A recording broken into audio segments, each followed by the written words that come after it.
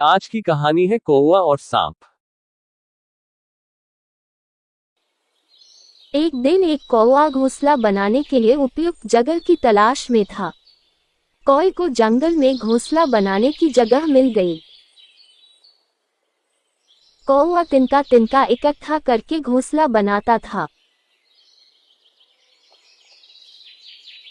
एक दिन कौवे ने उसके घोंसले में अंडा दे दिया।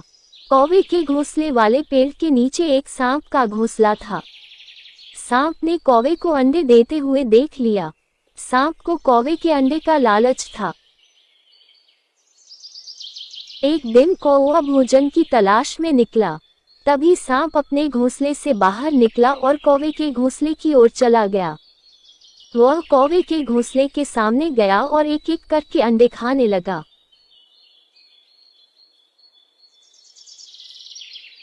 फिर सांप अपने घर वापस चला गया। कौवा वापस आया और देखा कि उसके अंडे गायब थे। अंडे न मिलने का उसे बहुत दुख हुआ। कौवा चिल्लाने लगा कि मेरा अंडा कहाँ गया। कुछ दिन बाद कौवे ने फिर अंडा दिया। कौवे की अनुपस्थिति में सांप ने फिर अंडे खा लिए।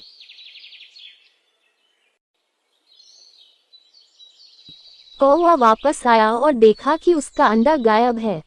कौवा बहुत चिंतित हुआ और उसने पूछा कि अंडे कहाँ जा रहे हैं। कुछ दिनों के बाद कौवे ने फिर से अंडे दिए, लेकिन इस बार वह भोजन की तलाश के बहाने पास के पेड़ में छिप गया। कौवे ने देखा कि एक सांप उसके अंडे खा रहा है। कौवे को बहुत गुस्सा आया और उसने सांप को मारना शुरू कर दिया, लेकिन कौवा असफल रहा। कौवा उदास होकर उड़ने लगा और सोचने लगा कि इस सांप की पकड़ से कैसे बचूं। कौवे ने एक महल देखा और उसकी ओर उड़ गया। वहां रानी अपनी सहेलियों के साथ स्नान कर रही थी। रानी के आभूषण बगल में थे।